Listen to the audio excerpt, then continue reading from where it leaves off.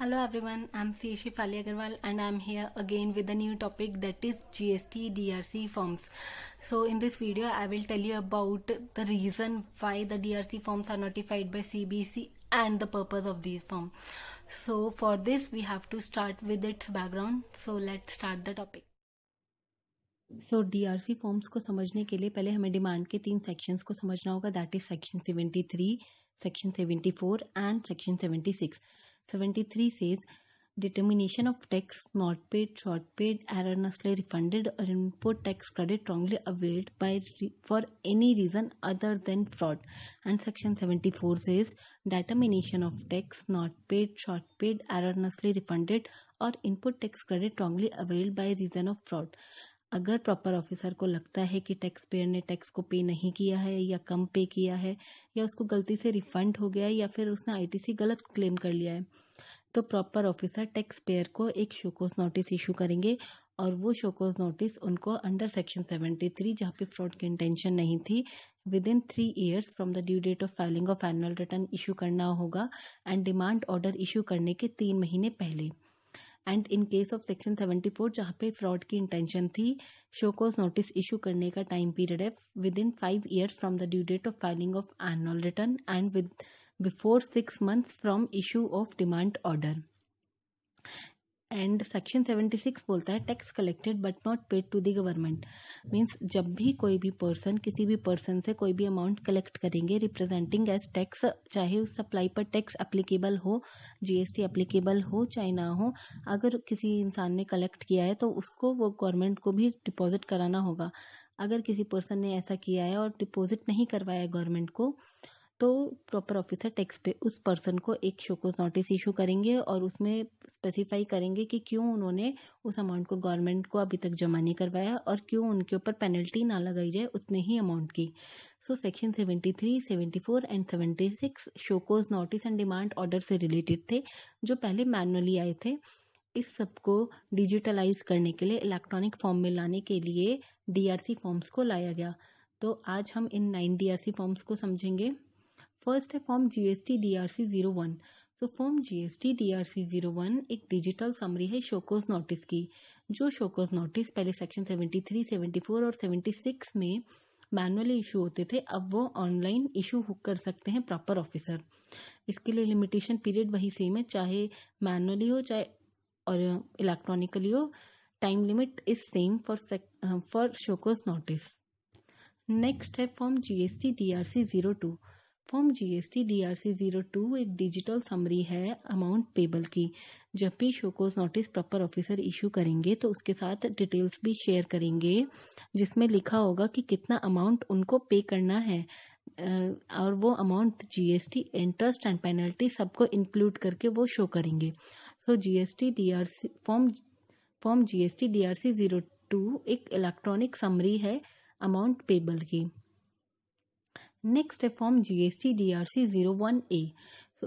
पहले show cause notice आया, लेकिन अब नया एक सब रूल आया, that is form GST DRC 01A, जिसमें ये बोला गया कि शोकोज नोटिस इशू करने से पहले टैक्स पेयर को प्रॉपर ऑफिसर इंटीमेट करेंगे, कम्युनिकेट करेंगे कि उनकी कितने लायबिलिटी पेंडिंग है.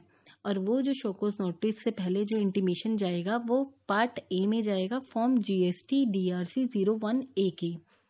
सो इसलिए इस सब रूल को, इस फॉर्म जीएसटी डीआरसी 01A को इंटीमेशन बोला गया है रेदर देन शोकोज नोटिस. इसका एक पार्ट बी भी होता है जिसके थ्रू टैक्स पेयर उस इंटीमेशन का रिप्लाई कर सकता है, जिसमें वो मेंशन कर सकता है कि या तो उन्होंने उस पार्ट पेमेंट को असर्टेन लायबिलिटी की पे कर दिया है या उन्होंने उस लायबिलिटी को एक्सेप्ट नहीं किया है. नेक्स्ट है form GST DRC 03. Form GST DRC 03 एक पेमेंट फॉर्म है जिसके थ्रू टैक्स पेयर अपनी लायबिलिटी को पे कर सकता है, वॉलंटरली भी और शोकोज नोटिस के रिस्पॉन्स में भी. इसकी जो लायबिलिटी पेमेंट है, अगर शोकोज नोटिस के रिस्पॉन्स में हो रही है तो with in 30 days from issue of show cause notice liability पे हो जानी चाहिए. जब भी डीआरसी 03 फॉर्म फिल करते हैं, उसके थ्रू जब पेमेंट करते हैं तो पोर्टल पर 5 ऑप्शंस आते हैं जिसमें शो करना होता है what is the causes of payment, either it is voluntary, shock cause notice, annual return, reconciliation statement या अदर। इन 5 रीजन में से किसी एक भी रीजन को सिलेक्ट करके टैक्स पेयर अपनी लायबिलिटी को पे कर सकता है। इसमें जो लायबिलिटी पे की जाती है वो इनपुट टैक्स क्रेडिट को यूटिलाइज भी किया जा सकता है जो टैक्स पेयर का क्रेडिट लेजर में है, मींस आईटीसी का यूटिलाइज कर सकते हैं, लेकिन इंटरेस्ट और पेनल्टी की लायबिलिटी को पे करने के लिए कभी भी आईटीसी को यूटिलाइज नहीं किया जा सकता। किसी ने मेरे से क्वेरी पूछी थी कि DRC 03 को अगर पेमेंट फॉर्म को अगर टैक्स पेयर फिल कर रहा है, उसके थ्रू पेमेंट कर रहा है, क्या उसके परचेजर उस अमाउंट का आईटीसी अवेल कर सकते हैं? तो इसका आंसर ये है कि DRC 03 में पीरियड वाइज पेमेंट होती है रेदर देन इनवॉइस लेवल। अगर इनवॉइस लेवल पर पेमेंट होती तो उसकी जो ट्रांजैक्शंस है वो रिफ्लेक्ट होती 2A और 6A में उनके परचेजर की, बट इसमें पीरियड वाइज होती है तो उसमें कोई डिटेल्स शो नहीं होती और ना ही कोई 2A और 6A में डिटेल्स रिफ्लेक्ट होती है, तो उसका आईटीसी कभी भी अवेल नहीं कर सकते हैं। नेक्स्ट है फॉर्म GST DRC 04। सो जब भी टैक्स पेयर वॉलंटरी पेमेंट या फिर शो कॉज नोटिस के रिस्पॉन्स में पेमेंट करते हैं DRC 03 को फिल करके, तो प्रॉपर ऑफिसर टैक्स पेयर को एक एक्नॉलेजमेंट इशू करते हैं कि उन्होंने वो पेमेंट एक्सेप्ट कर ली है। और हर केस में जरूरी नहीं है कि प्रॉपर ऑफिसर टैक्स पेयर को एक एक्नॉलेजमेंट इशू करे। अगर किसी केस में एक्नॉलेजमेंट इशू नहीं हुई है प्रॉपर ऑफिसर के थ्रू, तो ये नहीं माना जाएगा कि वॉलंटरी पेमेंट पोर्टल पर एक्सेप्ट नहीं हुई है। पेमेंट एक बार हो गई, इट मीन्स वो एक्सेप्टेड है। नेक्स्ट है फॉर्म GST DRC 05।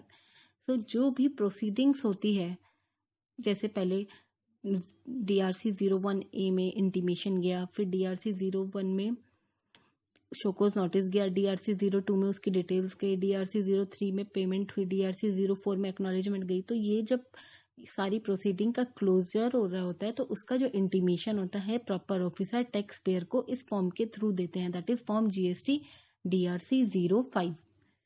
नेक्स्ट है फॉर्म GST DRC 06। जब भी प्रॉपर ऑफिसर टैक्स पेयर को एक शोकोज नोटिस इशू करते हैं तो टैक्स पेयर के पास ये ऑप्शन होता है कि वो फॉर्म GST DRC 06 को फिल कर सकते हैं और अपना रिप्लाई को सबमिट कर सकते हैं कॉमन पोर्टल पर। इसके लिए उस प्रॉपर ऑफिस टैक्स पेयर के पास उनके पोर्टल पर एक हाइपरलिंक अवेलेबल होता है जिसके थ्रू वो उस शोकोज नोटिस का रिप्लाई कर सकते हैं, और इवन वो एक पर्सनल हियरिंग के लिए भी रिक्वेस्ट डाल सकते हैं और उस पर्सनल हियरिंग के प्रोसेस को फिक्स करना, उसकी रिकॉर्डिंग को रिकॉर्ड करने का प्रोसीजर भी अवेलेबल है पोर्टल पर। बट ये तभी अवेलेबल है जब DRC 06 के through tax payer proper officer को रिप्लाई करेंगे शोकोज नोटिस पर। नेक्स्ट है फॉर्म GST DRC 07।